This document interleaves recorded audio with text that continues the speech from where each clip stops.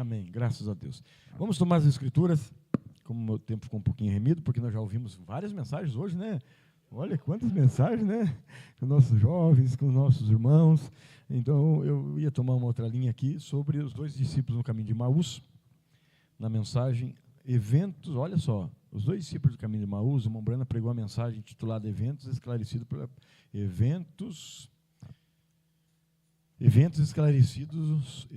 pela profecia. Então, olha, uma mensagem profunda demais com a leitura de Lucas 24 ali sobre os dois discípulos de caminho de Emaús. Eu vou deixar para o próximo culto, porque requer um pouquinho mais de tempo. E, como eu disse, evangelize, pegue esse videozinho que o irmão João Elias está fazendo para nós, eu escuto, eu busco inspiração, mando para ele faz. Manda mesmo, né? O irmão Najib é um evangelista também, né, irmão? Manda os vídeos para evangelismo. Amém? Então, e para benefício de vocês. Está muito lindo o de hoje, viu? Nós vamos escutar no final do culto, se houver tempo. Mas então eu vou tomar a mensagem que eu preguei ontem, para nós dar mais uma meditadinha nela, porque eu creio que o evento esclarecido pela profecia vai demorar um pouquinho mais, e nosso tempo vamos terminar bem no horário, porque tudo isso é bom. Amém? Para o tanto, vamos a 2 Coríntios. Ontem nós pregamos isso, ontem lá, né, irmão Zeno? Foi uma benção. Nos abençoe, irmão Zeno. Irmão Zeno, o senhor está vindo do trabalho para cá? É? Trabalhou a noite toda, ou trabalhou de noite, e fazendo sua linha aí, veio para o culto. Deus te abençoe, viu? Em nome do Senhor Jesus. 2 Coríntios, capítulo 4.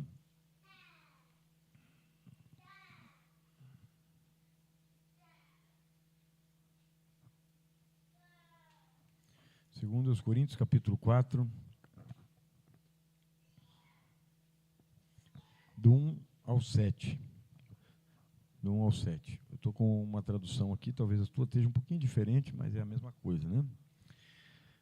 Pelo que, primeiro, é 2 Coríntios, capítulo 4, versículo 1 ao 7. Vamos lá? Pelo que, tendo este ministério segundo a misericórdia, eu digo amém a isso. Ministério pastoral, seja qual for, é segundo a misericórdia de Deus. Nisso eu me asseguro. Pelo que, tendo este ministério segundo a misericórdia que nos foi feita, não desfaleçamos.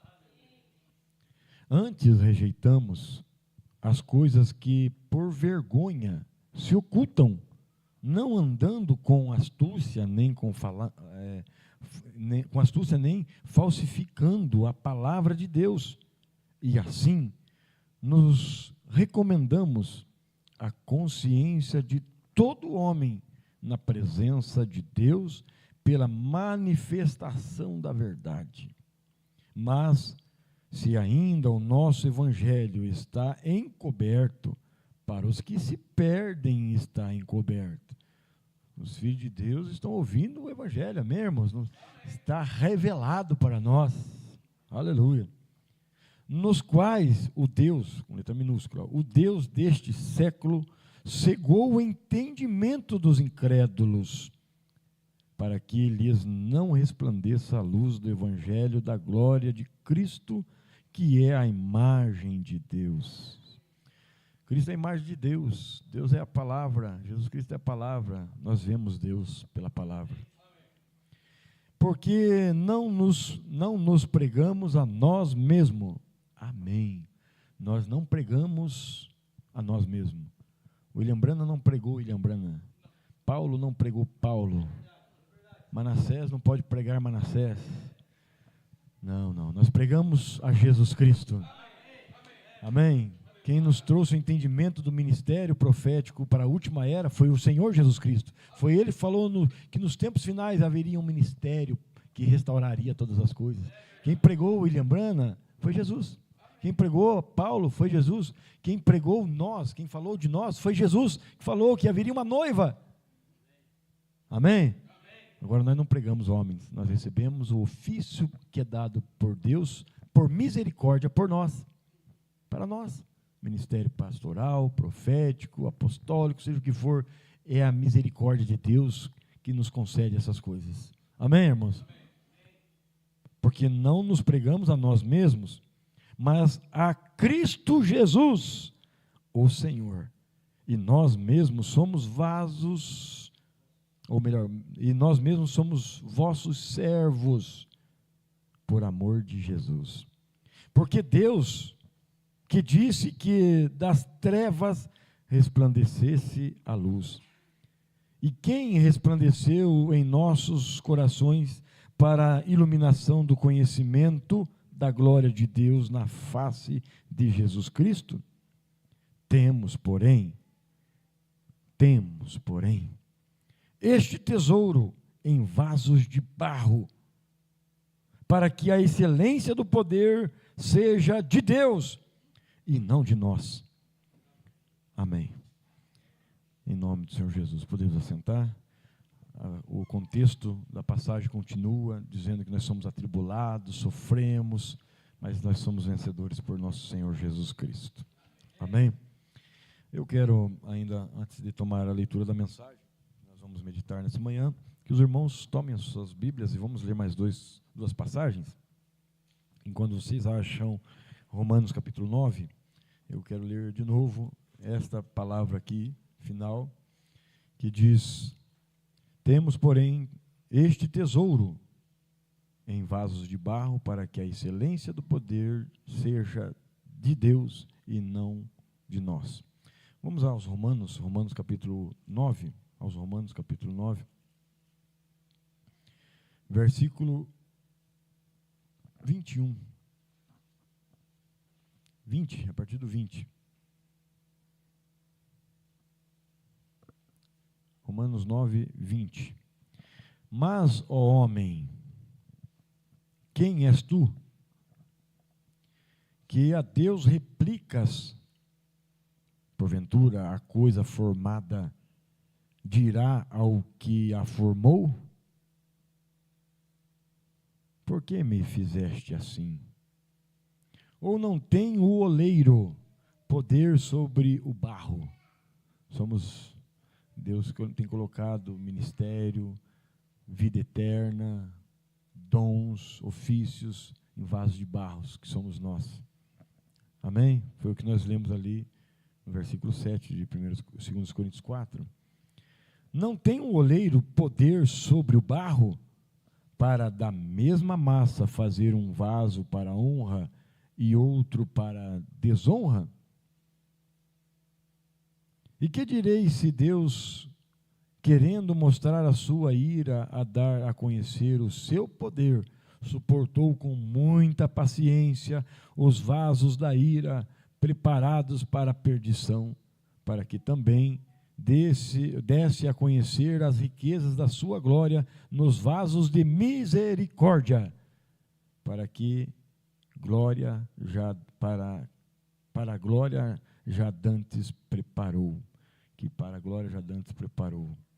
os quais somos nós, a quem também chamou, não só dentre os judeus, mas também dentre os gentios. Amém? 2 Timóteo, para frente, um pouquinho. 2 Timóteo 2, 20.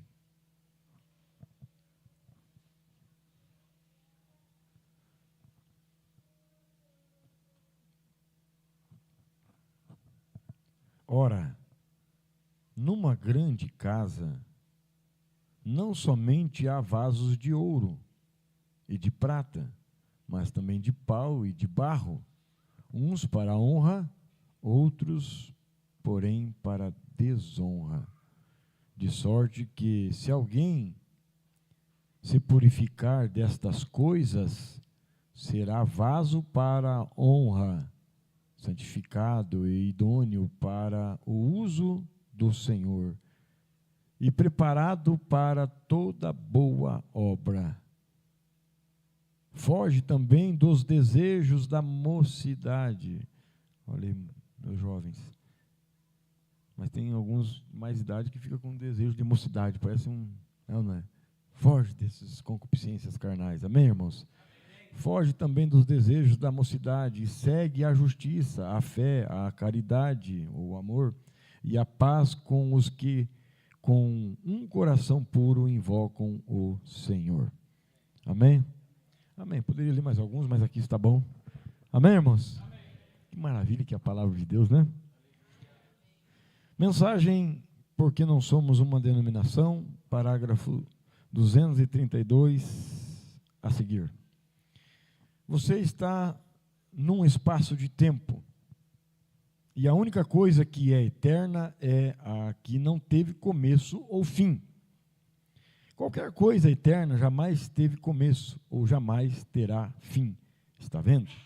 Então, se você é uma parte de Deus, o Espírito que está em você jamais teve começo ou jamais terá fim. Captaram? Amém? Amém? Eternidade é algo que não teve começo e também não terá fim. Se nós somos parte de Deus, então nós somos eternos, então nós não tivemos começo e não vamos ter um fim. Por quê? Porque nós estávamos em Deus.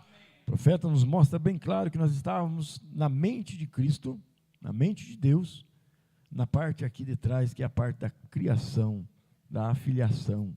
Amém, irmãos? Amém. Veja só. E você é eterno com o Espírito que está em você. Então, o teu Espírito pode ser eterno ou não. Por isso, Eclesiastes, capítulo 12, versículo 7, diz que o Espírito que veio de Deus, se é que veio de Deus, volta a Deus. Amém? Amém. Está vendo? Com o amor ágape, então, simplesmente, o ser humano, a raça humana, foi decaindo e decaindo, pervertendo-se até que a aglomeração vire em confusão. Ora, Deus não é Deus de confusão.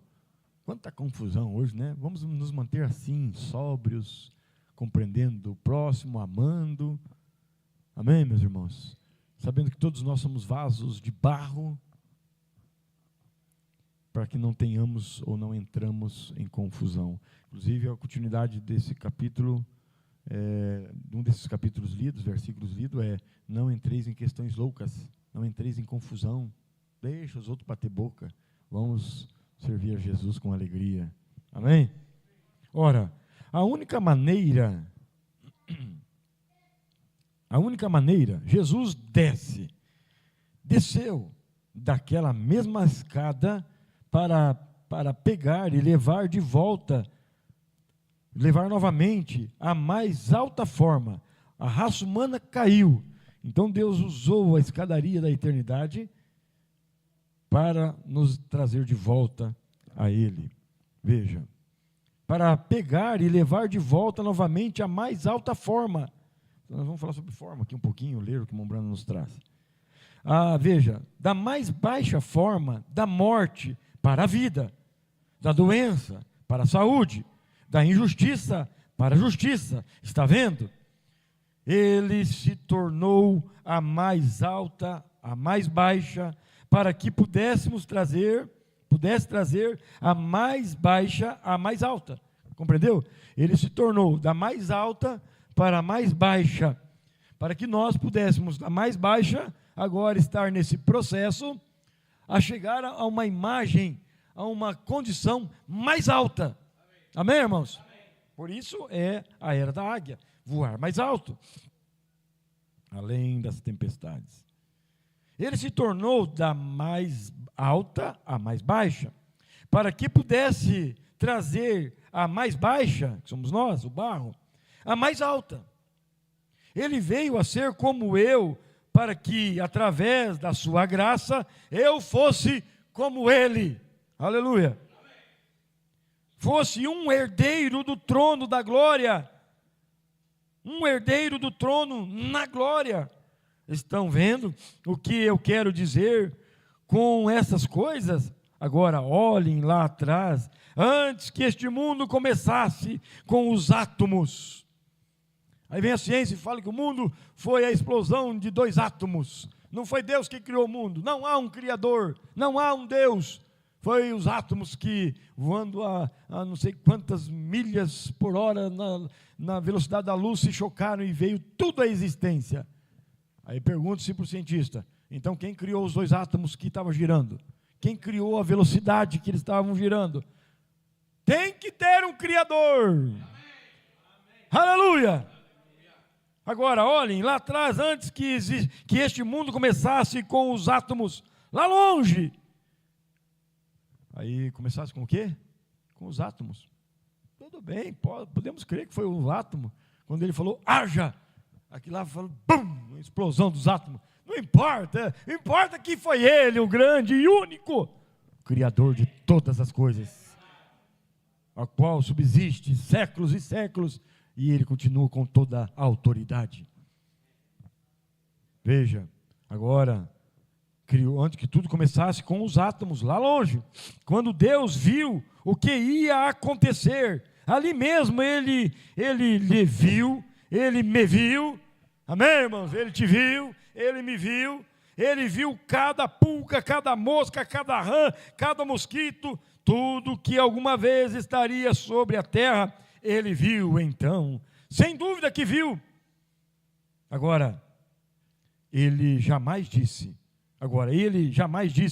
eu enviarei meu filho e deixarei que ele morra, e talvez algum fique com pena dele, e será um caso tão lamentável, talvez alguém possa ser salvo. Não é por pena, não é talvez, não. Ele morreu, ele entregou seu filho unigênito por amor de nós, porque ele viu que eu e você não negaríamos a Jesus Cristo. Amém.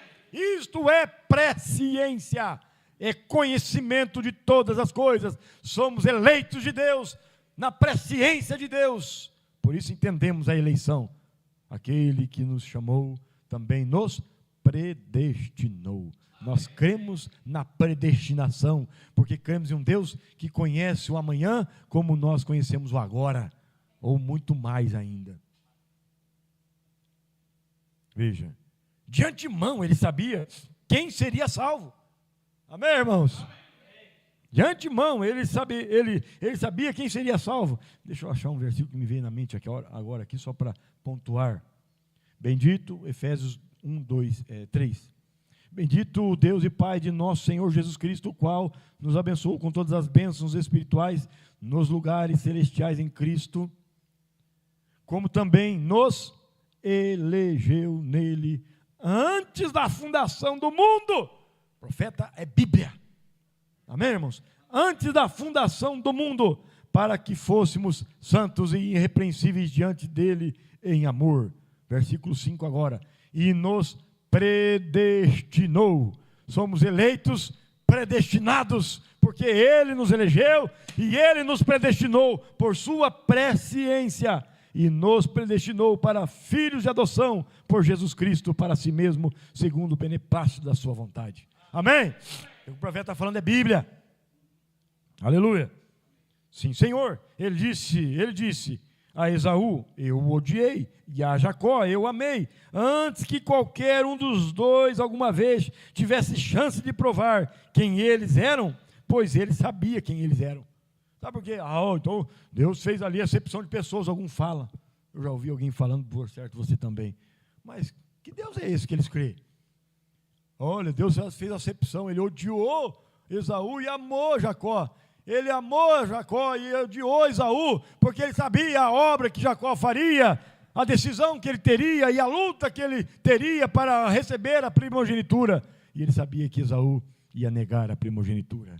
Por isso, ame a primogenitura. Zele da tua primogenitura. Não venda por um prato de lentilha. Não venda por uma frota de Cadillac. Não venda por 30 moedas de prata a tua primogenitura, que é Jesus. Ele sabia quem eles eram. Ele sabia tudo. Ele sabia que você, aleluia, você irmã, você irmão, vocês, nós. Ele sabia que você seria o que você seria antes de você nascer e quando o mundo começou. Agora, quantos sabem disso? Ele sabia de tudo. Ele sabia quem nós íamos ser, a nossa decisão. Isso é eleição e presciência. Ele é um construtor. Então guarda aí. Nós lemos na mensagem Mombrana falando que a descendente de Caim era construtor e a descendente de Abel era agricultor, correto? E alguns poderiam ficar assim, né? E agora? Será que os construtores, né, são descendência errada? Não, porque o profeta também diz aqui para nós, e isso está de acordo com as Escrituras, amém? Que Deus é construtor. Isso está em Filipenses 1:6, que nós vamos ler daqui a pouco, e 1 Coríntios capítulo 3, 9 e Efésios 2:10, para ficar anotado aí. Deus é construtor. É que Caim tinha que pegar uma linha, mas Deus é construtor, Ele é artífice, construtor. Então, você pode ser agricultor, construtor, vendedor, comprador, seja o que for, investidor, como eu brinquei, né? Eu sou investidor, eu invisto na causa do Senhor. Você é investidor, você investe nas almas, nos seus filhos, na tua família. Por quê? Porque Ele é tudo em todos. Desde que seja honesto o seu trabalho, é Ele te dando condição para trabalhar. Amém? Quanto sabe disso? Ele é construtor. Muito bem, ouçam bem agora. Deus lá atrás disse, agora, vamos tomar a ideia dos cronologistas disso. Veja, a cronologista de Deus, há 100 bilhões de anos atrás, quando ia fazer o mundo, bem, Ele apenas começou. Ele tinha uma ideia em sua mente. Ele também é, como é que faz a obra? Como é que é? Arquiteto. Ele é construtor, ele é o arquiteto, ele é o projetista, ele é tudo. Amém? Amém? Veja, ele apenas começou, ele tinha tudo em sua ideia. Agora, você vai dizer, olha só, isso aqui é muito importante, hein? Você vai dizer, se ele é assim, tão grande, irmão Brana, como pode alguma vez permitir que o diabo fizesse o pecado? Quantas vezes temos que responder isso, né? Mas se Deus é tão bom, por que Ele permitiu o pecado? Se Deus é tão bom, por que Ele permitiu Lúcifer? Vai aí a resposta. Veja, se Ele é assim, tão grande, irmão Brana, como pode alguma vez permitir que o diabo fizesse o pecado? Veja, quem fez o pecado foi o diabo. Amém? Veja, não é Deus, amém, irmãos? Amém. Como pode Ele permitir então? Guarda a palavra aqui. Permissão. Como pode ele permitir o diabo fazer o pecado? Bem, ele sabia, antes que o diabo fosse alguma vez criado, que ele seria o diabo. Agora aqui, irmãos, é questão de ofício. Eu sou um filho de Deus, você também. Eu sou um filho de Deus, você também. Aleluia. Dentro dessa predestinação e da presciência de um Deus que tudo sabe, Ele falou, esse não vai me negar, então eu vou usar ele como? Eu vou usar ele como pastor. Aquele lá eu vou usar como um ancião da igreja, um testemunho. Aquele lá não vai me negar, eu sei, eu vou usar ele como um diácono. Eu vou usar ela como uma que aviva a igreja, né, Maria Irene? Aviva a igreja, oh glória, amém, irmãos? Amém. Aleluia! Eu vou usar aqueles que não vai me negar, é os meus filhos, é a predestinação. O que é, de fato, é que todos nós não negamos a Jesus, somos chamados por sua predestinação a filhos de Deus. Amém. E daí Deus dá os cargos, os ofícios, por isso todos nós temos um ministério, dom ou ofício, todos nós temos algo a fazer. Amém? A mesma coisa é aqueles que negam a Jesus Cristo, que ele sabia que ia negar. Vou falar aqui para não cair na internet. O sumo pontífice da igreja mãe, você sabe quem é? Amém? Alguns perguntam, mas pastor, já tive essa pergunta, mas ele não sabe quem que ele é, o anticristo ali manifestado em ofício. Ele é apenas um que negou ou que nega que Jesus é Deus. O batismo em nome de Jesus Cristo, que nega, então, ou seja, Deus sabia que ele ia negar, e ele falou, você vai ser o... E falou, você vai ser um assassino. É a escolha deles, não é de Deus. Eles negaram Jesus, então eles vão recebendo os atributos da sua escolha. Por isso a tua escolha mostra o seu destino. O outro vai ser um brigão no bar. O outro vai ser uma mulher que vai usar umas roupas que vai derrubar homens e vai todo mundo para o inferno. O que caiu e o que levou à queda. É ou não é? Deus não manda ninguém para o inferno, diz o William Branham. É as próprias pessoas, pelas suas decisões. E eu decidi amar a Jesus Cristo, e você também. Estamos indo para o céu. Ele sabia da nossa decisão. Estamos indo encontrar com Ele. Aleluia. É só questão de ofício. Os que negaram a Jesus recebem ofícios de negadores. Judas estava ali com Jesus. Jesus sabia que ele ia negar. Ele era só mais um homem que negava Jesus, que vendia Jesus, que não cria em Jesus de fato, de coração, só de lábios. Ele falou, então você vai receber o ofício para negar. É a escolha de cada um. Depois recebe os ofícios. Você entendeu isso? Amém? Veja. Antes que ele fosse criado, Deus sabia que ele seria o diabo. Veja, eu vou ler aqui para pegar o contexto. Vamos ao 237. Agora você vai dizer, se ele é assim tão grande, irmão Branham, como pode alguma vez ele permitir que o diabo fizesse o pecado? Bem, ele sabia antes que o diabo fosse alguma vez criado, que ele seria o diabo. Algum tem dúvida nisso? Como é que pode? O irmão Branham fala, glória! Amém! Alguns falam, como é que pode Deus permitir o diabo criar o pecado? E fala, não sei, que difícil entender. O irmão Branham fala, glória! Um vê de um lado, outro vê do outro. É porque ele sabia todas as coisas, mas vamos continuar a resposta aqui. Glória! Agora me sinto religioso. Ele ficou religioso. Que maravilha! Amém, irmãos? Oh, que coisa! Ele sabia antes que o diabo fosse criado que ele seria o diabo. Agora, você pergunta, que me diz disso? Você diz, por que ele permitiu que ele fosse o diabo? Porque assim, vem a resposta. Poderia eu aqui explicar muita coisa. Vamos ficar com a resposta aqui, que está de bom tamanho, tá não, irmãos? Amém? Amém. Vamos, aleluia. Porque assim, ele poderia ser provado ser Deus. Você jamais vai ser enganado com uma nota de R$3. Por quê? Porque não existe R$3 verdadeiro. Cuidado com as de 2. Cuidado com as de 100. Para quem tem. Todos nós recebemos mais do que 100. Amém, irmãos? Cuidado para ser verdadeira. Agora, R$3, R$300, vai ser enganado? Uma nota de R$300? Vai lá na casa do irmão João lá, uma visita sempre muito aprazível, ver as notas antigas, que gostoso que é ver as notas antigas, né? Porque só tem o verdadeiro, só tem verdade, se existe o falso. Se ele não permitisse a manifestação da incredulidade, do diabo, do pai da mentira, ele jamais seria o pai da verdade. Não teria mentira. Jamais ele seria Deus se ele não desse o livre-arbítrio. Ele seria um imperador.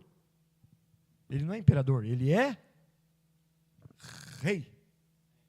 Eu vou perguntar, você responde. No ministério de Jesus Cristo, de Gênesis e Apocalipse, você nunca vai ver ele sendo um imperador, como imperador em tanto lugar aí, é ou não é? É ou não é? Você vai ver que ele é rei dos reis. Ele não é um imperador. Aí o profeta diz, ele é rei e reina. Aonde que ele reina? Aleluia. Ele é rei, aqui ele reina, ele domina. Mas se ele não tivesse o livre-arbítrio, ele seria um imperador. Lá nesse país que eu citei aqui fora do microfone, em respeito a eles e entendendo a mentalidade deles, lá se adora o imperador. Lá não pode adorar Jesus, tem que adorar o imperador. Nas igrejas tem a foto do imperador.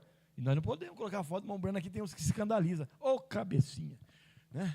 Nós não estamos adorando a homem, nós estamos adorando a Jesus. Não estamos adorando o imperador, nós estamos adorando o rei dos reis. Mas em respeito a eles que vêm visitar a gente coloca ali atrás, porque nós sabemos o que é aquela coluna de fogo. Amém, meus irmãos? Agora os visitantes às vezes não sabem, nós respeitamos. Amém? Mas lá tem que ter a foto do imperador. Lá não tem a opção de crer em outra coisa. Isso é império, não é reinado. Ele é rei, ele é rei. Amém? Então vamos lá, vamos continuar aqui. Que pena que o tempo passa. 238. Para quem está acompanhando. Ora, qual existiu primeiro? Então veja só, vou só pegar o contexto. Porque assim ele poderia ser provado ser Deus. Esta é a razão porque ele permitiu que existiu a iniquidade. Parágrafo 238. Ora, é em sequência aqui. Ora, qual existiu primeiro? Um salvador ou um pecador? Hã? Qual existiu primeiro? Um salvador ou um pecador? Salvador. Mas ele ia salvar quem? Irmãos, se não existisse o pecado, ele não seria Deus. Se não existisse o diabo, ele não seria Deus. Por quê? Porque Deus, ele é perfeito. E se ele não fosse curador, ele estaria faltando algo. O quê? O ofício de curador. Se ele não fosse ele salvador, estaria faltando algo. O quê? Salvar alguém. Por isso, obrigado, Jesus, por seu grande amor por mim, que me salvou, que nos cura. Ele te salvou, ele te perdoou. Obrigado, Jesus, pela expressão maioral do amor de Deus. Ele te perdoou. Como eu disse, sim. A história de alguns irmãos que passaram por tantas dificuldades moral, vamos pôr assim, e se acertou com Deus. Eu creio que Deus apaga tudo aquilo, perdoa tudo aquilo, tira todos, seja hormônio, seja o que for. Deus está preparando uma noiva limpa, pura, mas só é pura pelo sangue de Jesus Cristo. É Ele quem nos limpa e nos purifica de todo pecado. Nós cremos nisso, Jesus. O Senhor nos limpa e nos purifica de toda transgressão. Diga a ciência o que quiser dizer.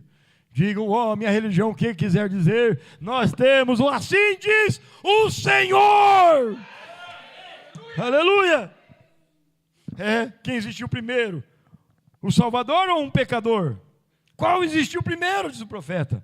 Um salvador. O que existiu primeiro? Um curador ou o doente? Agora, você já imaginou, se existisse a doença primeiro, quem ia curar daí? Primeiro o curador, primeiro o remédio. Amém, irmãos? Quem existiu primeiro? Um salvador. Qual existiu primeiro? Um curador ou o doente? Porque permitiu que houvesse um pecador? Por quê? Porque um dos atributos dele... que vontade de agradecer de volta. Um dos atributos dele é ser um salvador, perdoador, remidor. Um dos atributos dele é ser salvador. E nós estávamos perdidos e ele nos salvou. Aleluia! Aleluia! Ele nos salvou, Ele nos perdoou. Jesus! Obrigado, Senhor! Um dos atributos dele era me salvar, era te salvar, era perdoar você pelas decisões erradas, transgressões e tantas coisas. Porque um dos atributos dele é ser um salvador, ou o salvador. Se jamais tivesse havido um pecador, ele jamais seria conhecido como Salvador. Então ele seria um Deus imperfeito, um Deus em falta. Não falta nada. Aleluia. Aleluia. Aleluia, diz o Mombrano. Amém, irmãos? Aleluia. Ele pode fazer com que todas as coisas girem em torno da sua glória. Pode o oleiro, nós somos os barro. Amém? Pode... Ele pode fazer com que todas as coisas girem em torno de sua glória. Pode o oleiro dizer, ou pode o vaso, que nós lemos na Bíblia, amém, irmãos? O vaso de barro dizer ao oleiro. Como tem gente insatisfeita, fala, Jesus, por que me fez assim? Por que isso? Por que aquilo? Não é porque Jesus, não é porque você não quer aceitar Ele? Porque você não é um barro na mão do oleiro? Veja, pode o oleiro dizer, ou pode o vaso de barro dizer ao oleiro, você me fez assim? Quem está no controle? Como tem pessoas que se colocam no lugar de Deus, né? Estou no controle da minha vida. Sou dono do meu nariz. E o que mais que falam? Ninguém mexe comigo. Eu faço o que eu quiser. Eu nasci para ser... O quê? Feliz? Feliz. Eu nasci para isso. Só que todo o desígnio do homem, o final dele é destruição. Não é felicidade, porque felicidade tem nome. É Jesus. Alegria é uma coisa, felicidade é outra. As pessoas têm alegria, mas não têm felicidade. A felicidade tem nome, é Jesus. Aleluia. Como pode o vaso de barro dizer ao oleiro: você me fez assim? Quem está no controle? Quem tem o barro? Por isso que as pessoas falam, determina Deus. Eles querem um Deus na mão deles. Nós somos o contrário. Nós é que queremos estar na mão dele. Aleluia! Quem está no controle? Quem tem o barro? Em que mão está ele? Em que mãos está ele? Paulo disse: homem tolo, não disse ele que levantou o faraó para este mesmo propósito, porque, por certo, ele sabia disso antes que houvesse mundo. Por isso que eu disse dos ofícios. O faraó era um que não ia aceitar a fé de Israel. Tá bom, então você é um que não vai aceitar a fé de Israel, então você pode ser o faraó. Ou você vai ser outros que não aceitaram o Deus de Israel, você vai ser os cavaleiros lá que vão nas carroças do Império Egípcio. Não era questão do que vai fazer, a questão é negar Jesus. Porque quando você aceita Jesus mesmo, você luta para agradá-lo. O homem, veja, deixa eu adiantar um pouquinho aqui, que pena, o tempo passa rápido demais. Veja. Então ele sabia de tudo, vamos ao 239, tem 3 minutos.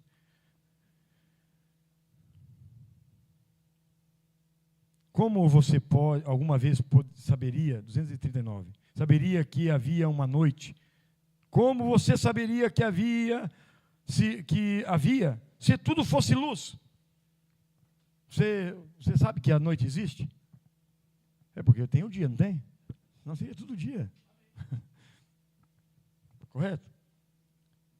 Como alguma vez saberia que havia uma noite? Há uma noite para que pudesse provar que a luz existe. Existe o mal para provar que o bem existe.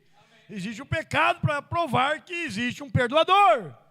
Existem servos para mostrar que existe um Senhor. Aleluia! Seguro que existe, amém. Você vê o que ele fez? Eu vou ler 2 parágrafos para encerrarmos. Porém, quando ele estava lá atrás, antes da fundação do mundo, lá atrás, antes que ele tomasse este velho sol e fizesse girar ao redor desta velha estrela sobre a qual estamos vivendo agora, como eu disse, né? Vai fazer uma maquete, eu gosto de fazer maquete, né? Vai fazer uma maquete do sistema solar. Tem que colocar lá o planeta A, planeta B, e a Terra, o Sol. Como é que você faz para ele ficar parado no ar? Tem que colocar um fiozinho assim, nós chamamos de linha indiana, de pescador, coisa assim, né? E amarrado, tudo penduradinho ali, né? A Terra está amarrada por quê? Cientistas. Qual é a cordinha que está segurando a Terra para a Terra não começar a cair? Cair. Rolar com o vento. Cair. E se ela começar a cair? Porque não tem nada segurando. Ela vai parar onde? Qual que é o fim do universo?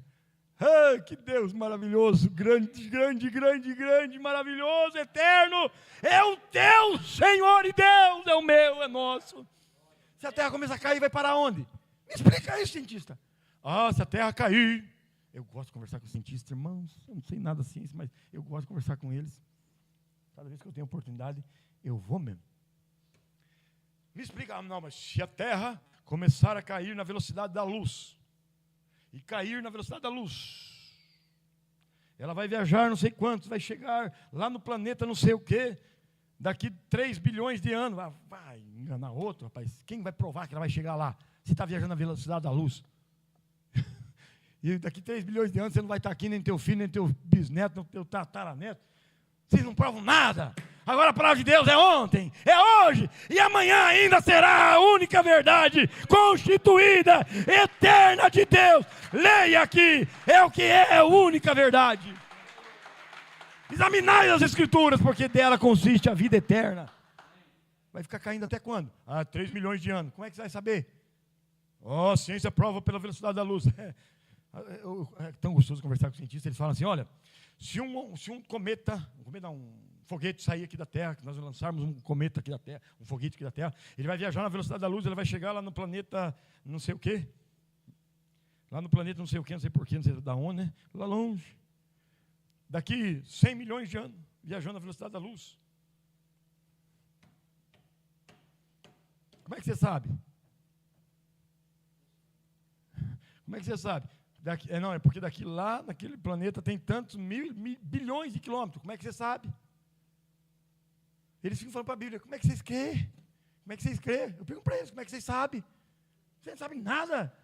Aí vem um outro cientista e prova outra coisa, para desmentir outro cientista. Quero ver, desmentir a verdade. Não tem como desmentir a verdade, irmãos. No que é verdadeiro nós estamos. No que é verdadeiro você crê. E sabe por que você crê? Porque você é parte dela. Irmãos, Deus não se explica. Se nós não explicamos nem a distância daqui no sol. A pessoa fala assim, olha, se nós for daqui lá no sol, mas só você sair daqui pertinho aqui já, ó, você já está torrado. Sabe por que o sol é feito disso, daquilo? É feito do quê? É feito de luz, pronto, de calor. Irmãos, eles ficam se autodesmentindo, mas Deus é a verdade. E a verdade é hoje, é ontem e eternamente. Eu participei assisti um julgamento de um homem que tinha cometido um crime, estava sendo julgado por um crime que ele não cometeu, no caso foi absolvido, mas falaram que tinha cometido há 10 anos atrás. E esse homem pediu para mim ir lá com ele, eu fui. Aí chegou o jurado, o promotor falou assim, o senhor falou que foi assim, assim, assim, mas há 10 anos atrás o senhor falou que foi assim, assim e assado.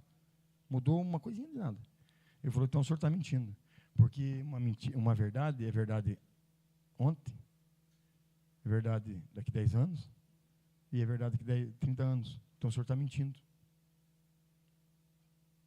Agora, uma mentira, ela é verdade hoje, mas amanhã já não é mais. Ele tentou pegar no contrapé a pessoa lá, mas ele não estava mentindo, daí foi provado que passa o tempo e a mente humana erra as expressões, mas era a mesma coisa. Agora, eu fiquei com isso, uma verdade é verdade hoje, daqui 10 anos é a mesma verdade. Amém, irmãos? Porque é Deus. Deixa eu só encerrar aqui. Que coisa maravilhosa. Veja. E ele fez o sol girar ao redor desta velha estrela sobre a qual estamos vivendo agora, esta terra. E ele moldou bem aqui junto ao sol e colocou, olha que construtor, foi construindo, e colocou ao redor dele, irmãos, somos obras de suas mãos, obras. E a obra que ele começou, Filipenses 1:6, a obra que ele começou, ele está aperfeiçoando. Estamos lá, já está no acabamento, viu? Aleluia. Digamos aqui, está o sol, e ele moldou deste lado ali, e deixou suspenso. Imagina, irmão, o poder de Deus deixar uma coisa suspensa.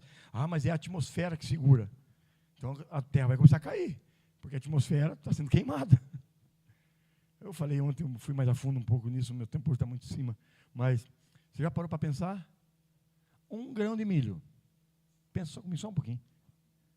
1 grão de milho que vai ao solo, 1 grãozinho só. Ele dá um pé de milho, um pé. Nesse pé dá de 2 a 6 espigas, quando muito. Cada espiga é de 500 a 600 ou até 800 milhozinhos. Geralmente 500.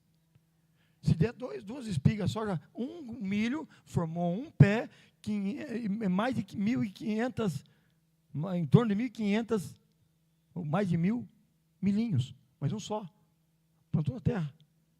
Já imaginou uma plantação de milho? Quanto peso vai criar mais na terra? Vai começar a cair. Está aumentando o peso. A raça humana é criadora de lixo. Como nós geramos lixo? Vai tudo para o solo.